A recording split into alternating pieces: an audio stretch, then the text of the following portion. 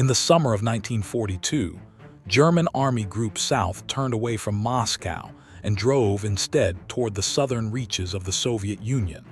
The decision was framed as an operational correction rather than a strategic gamble. German forces had failed to deliver a decisive blow in the previous year, but the Wehrmacht still appeared intact, experienced, and tactically superior. The Red Army had absorbed catastrophic losses in 1941. Entire Soviet field armies had ceased to exist. Millions of prisoners had been taken. On paper, the balance of operational competence still favored Germany. Stalingrad entered German planning not as a decisive objective in itself, but as a point of convergence.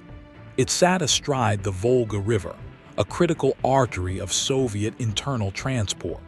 It guarded the northern flank of the German drive toward the Caucasus oil fields.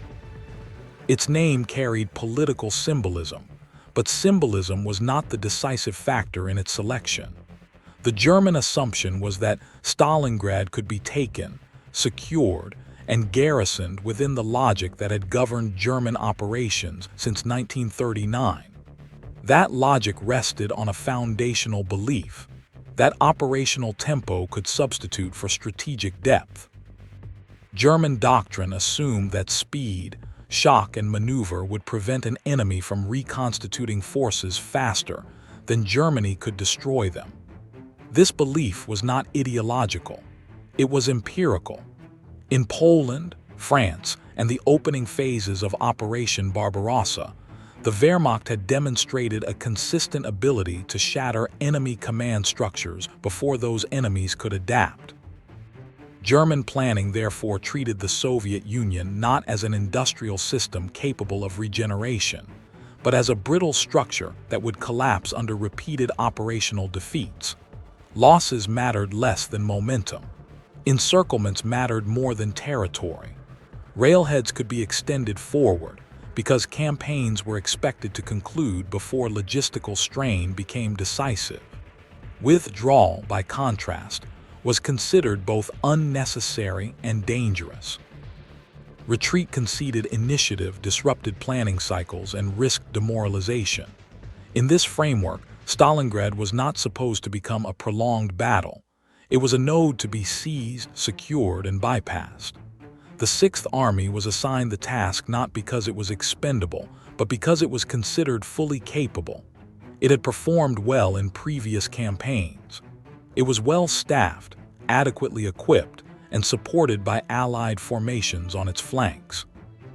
German commanders expected urban resistance to be sharp but brief. Once the Volga crossings were cut, Soviet forces were assumed to lose operational coherence. This assumption appeared reasonable in mid-1942. Soviet losses remained staggering. German intelligence assessments continued to underestimate Soviet reserve capacity. While the Red Army had improved tactically since 1941, German planners judged these improvements as local and temporary rather than systemic. The Soviet command system was still viewed as rigid, reactive, and dependent on mass rather than coordination. What German doctrine did not sufficiently account for was time. Operational success had conditioned German command culture to treat time as an ally rather than a constraint. Every previous campaign had reinforced the belief that if momentum were maintained, problems would resolve themselves. Logistics would catch up. Enemy resistance would fracture. Political leadership would collapse or capitulate. By 1942, this belief had become institutionalized. German operational planning cycles assumed short durations. Rail repair units were allocated based on expected advances, not sustained supply over long distances. Winter equipment was deprioritized on the assumption that campaigns would conclude before winter imposed decisive constraints. Airlift was viewed as an emergency supplement, not a primary logistical instrument. At the same time, German command structures had become less flexible. Strategic decision-making increasingly centralized around Adolf Hitler, whose distrust of withdrawal hardened after the winter crisis of 1941–42. That crisis had been survived not through orderly retreats, but through improvised defensive stands that appeared, in hindsight, to validate rigidity. The lesson drawn was not that retreat could preserve combat power, but that holding ground at all costs could stabilize a collapsing front. Stalingrad therefore became the point where multiple assumptions converged. It was assumed that the city could be taken quickly.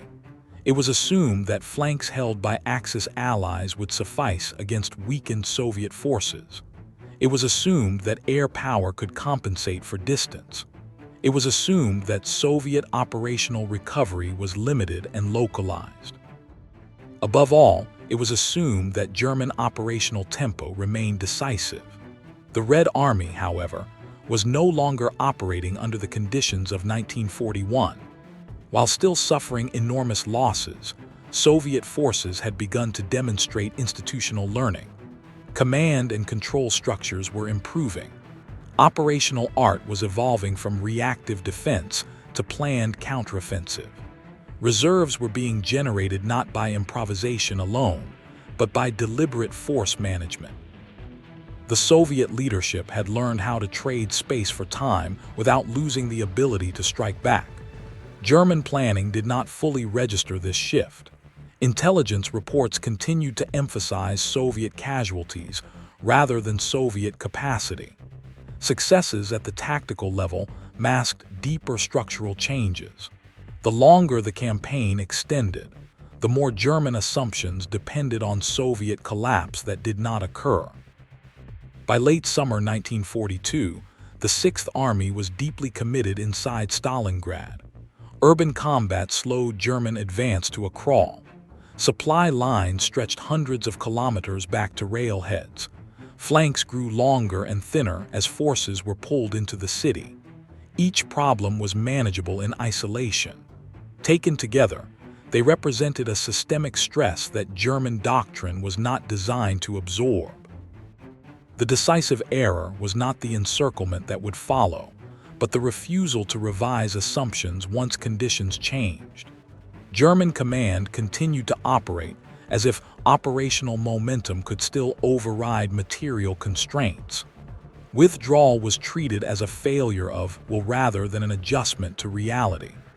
Air resupply was accepted as a substitute for ground logistics, without rigorous calculation of capacity. By November 1942, the assumption that had governed German operations since the opening of the war no longer held. The Soviet Union had not collapsed. It had adapted. German operational logic, optimized for short wars of movement, was now embedded in a campaign that demanded endurance, elasticity, and logistical depth. At Stalingrad, the German army did not merely lose a battle. It continued to act on an assumption that had stopped being true. The German operational system that carried the Sixth Army to Stalingrad was not improvised. It was the product of interwar doctrine, institutional experience, and repeated validation under combat conditions. Its strength lay not in any single weapon or formation, but in the integration of movement, command, and logistics into a tightly sequenced process. When functioning as intended, this system generated operational momentum faster than opponents could react. At its core was the concept of Schwerpunkt, concentration of effort at decisive points. German field armies were designed to penetrate enemy fronts, encircle large formations, and destroy them before they could disengage. Tactical engagements were subordinated to operational outcomes. Territory was valuable only insofar as it enabled further encirclement. This approach minimized prolonged fighting and reduced the logistical burden that came with static fronts. Command and control structures supported this logic. German field commanders were granted significant latitude to exploit success. Mission-type orders emphasized intent over detailed instruction, allowing subordinate commanders to adapt rapidly to unfolding conditions. Information flowed upward quickly through well-established staff processes, enabling higher headquarters to allocate reserves and shift axes of advance with relative agility. Logistics were designed to sustain rapid movement, not prolonged occupation. Supply planning assumed continuous forward motion, with railheads advancing behind spearheads as captured infrastructure was repaired and repurposed. Motor transport bridged the gap between rail and frontline units, while captured fuel and supplies supplemented German stocks. This system was efficient so long as distances remained manageable and tempo remained high. Air power functioned as an enabler rather than an independent strategic instrument. The Luftwaffe provided close air support, interdicted enemy movement, and assisted in isolating encirclements. Airlift existed, but it was doctrinally marginal.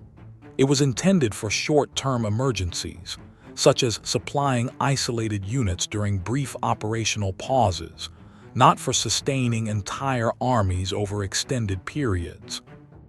Crucially, this system assumed that the enemy would be disrupted faster than Germany's logistical and manpower limits would be reached. The destruction of enemy formations was expected to generate operational breathing room.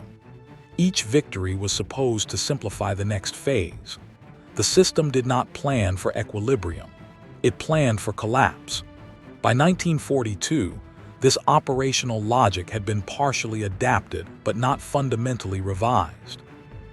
The failure before Moscow in 1941 had forced some adjustments, particularly in defensive planning and winter warfare.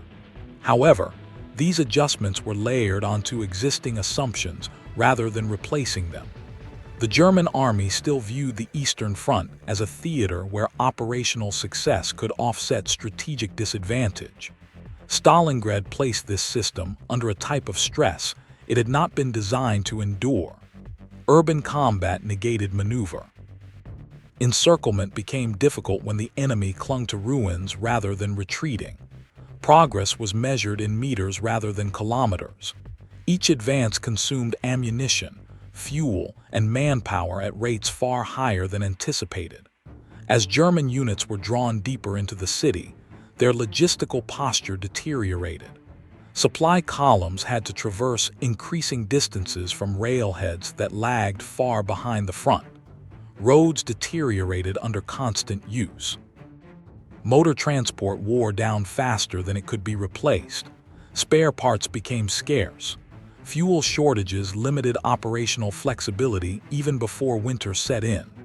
The command system, optimized for rapid exploitation, struggled to process stagnation. Mission-type orders lost effectiveness when there was no maneuver space to exploit. Tactical initiative became constrained by the physical environment. Decisions increasingly escalated upward as commanders sought authorization to reallocate forces or adjust objectives, slowing the decision cycle. At higher levels, strategic direction became increasingly rigid. Adolf Hitler's intervention in operational matters intensified as setbacks mounted. His insistence on holding ground was not arbitrary. It reflected a belief that the German system functioned best when it maintained pressure. Withdrawal, in this view, invited collapse rather than preventing it. This belief constrained commanders who recognized the deteriorating situation but lacked authority to disengage. German reliance on Allied formations to secure flanks further exposed systemic vulnerabilities. Romanian, Italian, and Hungarian units were integrated into German operational plans without being fully integrated into German logistical and command systems. Their equipment was inferior, their anti-tank capabilities limited, and their mobility constrained. German planners assumed that weakened Soviet forces would be incapable of exploiting these disparities. Information flow compounded the problem. German intelligence continued to focus on Soviet losses rather than Soviet regeneration. Reports emphasized destroyed divisions without adequately accounting for newly formed ones. Soviet deception measures and operational security further obscured preparations for counteroffensive. As a result, German command underestimated both the scale and coordination of Soviet reserves assembling on the flanks. Perhaps the most critical hidden vulnerability lay in the assumption that air power could compensate for ground limitations. The Luftwaffe had successfully supplied isolated units in previous operations, reinforcing confidence in its ability to do so again. However, those operations involved far smaller forces over shorter durations. At Stalingrad, the distances were greater, the weather harsher, and the scale unprecedented. The German system lacked mechanisms for recalibration once core assumptions failed. There was no doctrinal trigger that mandated withdrawal when logistical thresholds were crossed. There was no institutionalized process for redefining objectives mid-campaign without conceding failure. Success and failure were defined in binary terms: advance or collapse. As Soviet forces prepared their counterstroke, the German operational system was already operating at the edge of its tolerances. Supplies were strained, flanks were thin, command flexibility was eroding under political pressure. Each element remained functional in isolation, but their integration, the source of German strength, was weakening. The system had not yet failed, but it was no longer resilient. It could not absorb a major shock without cascading effects. When that shock came, it would not merely disrupt operations. It would expose the limits of an entire way of war. The German operational failure at Stalingrad unfolded not as a single catastrophic decision, but as a sequence of compounding miscalculations that unfolded over time. Each stage of the battle revealed a widening gap between German expectations and Soviet reality. By the time encirclement occurred, the outcome was no longer contingent. It was structural. By September 1942, the Sixth Army had become decisively engaged inside the city. German formations were committed piecemeal into urban combat that neutralized their doctrinal advantages. Tanks lost mobility among rubble. Artillery effectiveness declined as targets became dispersed and concealed. Infantry casualties rose sharply as Soviet defenders exploited basements, factories, and ruins to impose continuous attrition. German planners had anticipated resistance, but not duration. The assumption remained that Soviet units would break once pressed hard enough. Instead, Soviet command deliberately fed forces into the city in limited, expendable formations. These units were not expected to hold permanently. Their purpose was to deny the Germans operational freedom and, critically, to fix the Sixth Army in place. This fixation achieved two effects simultaneously. First, it consumed German combat power at an accelerating rate. Second, it constrained German decision-making. With so much effort invested in Stalingrad itself, German commanders became reluctant to disengage without achieving visible success. The city transformed from an operational objective into a psychological commitment. Meanwhile, Soviet operational planning shifted away from the city. The Stavka identified the German flanks as the decisive vulnerability. Axis Allied armies, particularly Romanian formations, held extended sectors north and south of Stalingrad, with inadequate anti-tank defenses, limited mobility, and insufficient depth. German intelligence acknowledged these weaknesses, but assessed the Red Army as incapable of executing large-scale offensive operations in the region. This assessment was outdated. By late 1942, the Red Army had reconstituted significant armored and mechanized forces. Soviet commanders had learned from earlier failures. Rather than committing reserves prematurely, they concealed force concentrations, improved coordination between fronts, and synchronized artillery, armor, and infantry at the operational level. On 19 November 1942, Soviet forces launched Operation Uranus against the northern flank of the Sixth Army. The attack was preceded by massive artillery preparation that overwhelmed Romanian defenses. Within hours, Soviet armored formations penetrated deeply into the rear areas. Communications collapsed. Local counterattacks failed due to lack of reserves and fuel. The following day, a parallel offensive struck the southern flank. The pattern repeated. Axis units disintegrated under concentrated assault. German mobile reserves, limited in number and already stretched thin, were insufficient to contain the breakthroughs. Within 4 days, Soviet spearheads linked up at Kalach, closing the encirclement around Stalingrad. At this moment, the outcome was still theoretically reversible. German forces inside the pocket retained significant combat capability. A breakout attempt toward the southwest, if ordered immediately, might have preserved a portion of the Sixth Army.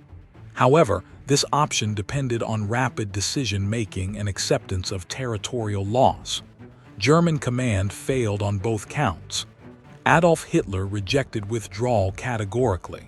He ordered the Sixth Army to hold its positions and await resupply by air. This decision was not impulsive. It reflected entrenched beliefs about willpower, symbolism, and the perceived success of earlier airlift operations. What it did not reflect was mathematical reality. The Luftwaffe lacked the capacity to sustain an army of over 200,000 men. Daily requirements for food, fuel, ammunition, and medical supplies far exceeded available transport capacity. Weather conditions degraded aircraft performance. Soviet air defenses intensified.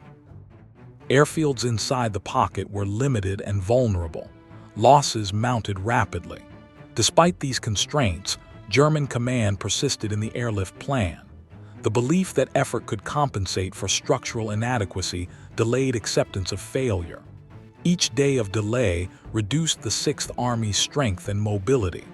Fuel shortages immobilized vehicles. Ammunition shortages curtailed defensive fire. Medical services collapsed under casualty volume. In December 1942, a relief attempt was launched from the south. Operation Winter Storm advanced toward the pocket but lacked sufficient strength and coordination. Soviet forces anticipated the effort and countered with Operation Little Saturn, which shattered Italian armies along the Don and threatened to encircle the relief force itself. The relief attempt stalled and was ultimately abandoned. Inside the pocket, conditions deteriorated irreversibly. Winter intensified shortages. Disease spread. Combat effectiveness declined as units fragmented. Command cohesion eroded as communications failed. German forces continued to fight, but without operational purpose. Their actions no longer influenced outcomes beyond delaying the inevitable. The decisive point had passed not at encirclement, but at the refusal to adapt once encirclement occurred. German operational logic offered no mechanism for retreat under political constraint. The system could advance or hold, but not disengage. When movement ceased, its advantages became liabilities. On 31 January 1943, the southern portion of the pocket surrendered. The northern pocket followed 2 days later. The Sixth Army ceased to exist as an effective force. Of the hundreds of thousands who entered the battle, only a fraction would return from captivity.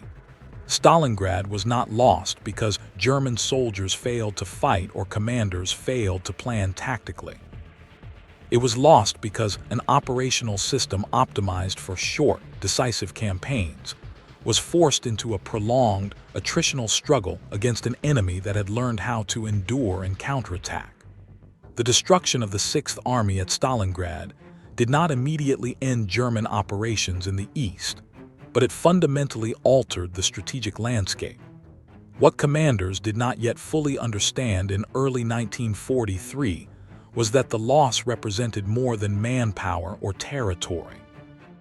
It marked the collapse of a set of operational assumptions that could not be reconstructed under wartime conditions. In the immediate aftermath, German command attempted to stabilize the front through improvised defensive measures. Army Group South was restructured. Surviving formations were withdrawn to shorten lines. Emergency transfers of troops and equipment were ordered from other theaters. These actions slowed the Soviet advance, but they did not restore initiative. For the first time, German operations were shaped primarily by reaction rather than design. The Red Army, by contrast, emerged from Stalingrad with institutional confidence. Soviet commanders had demonstrated the ability to plan and execute large-scale, coordinated operations involving multiple fronts. Encirclement was no longer an exception achieved at enormous cost. It was becoming a repeatable method. The Red Army had learned how to absorb losses while preserving operational coherence. This shift had cascading effects. German allies reassessed their commitment to the Eastern Front.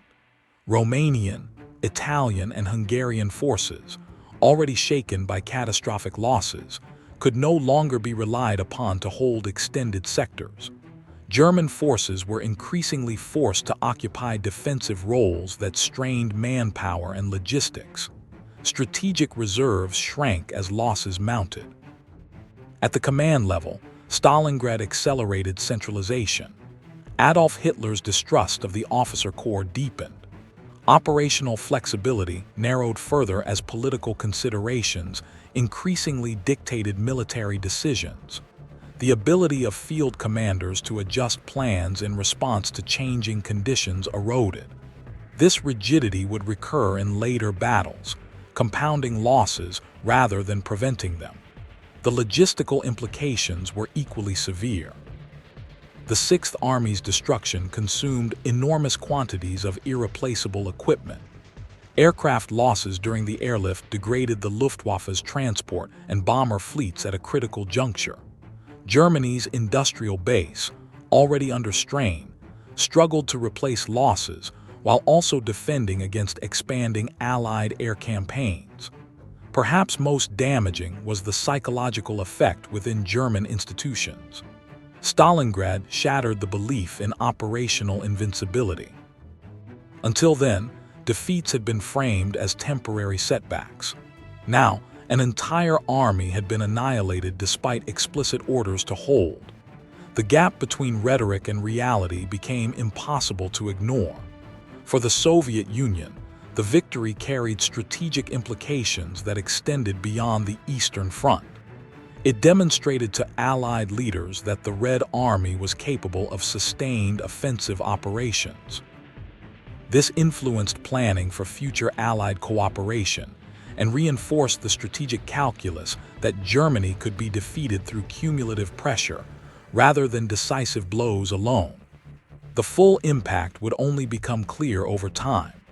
Subsequent German offensives, such as the summer operation at Kursk, reflected a more cautious approach, but remained constrained by the same systemic limitations. Operational tempo could no longer compensate for material inferiority. Attrition now favored the Soviets, whose industrial output and manpower reserves continued to grow. The lesson of Stalingrad lies not in individual failure, but in systemic rigidity.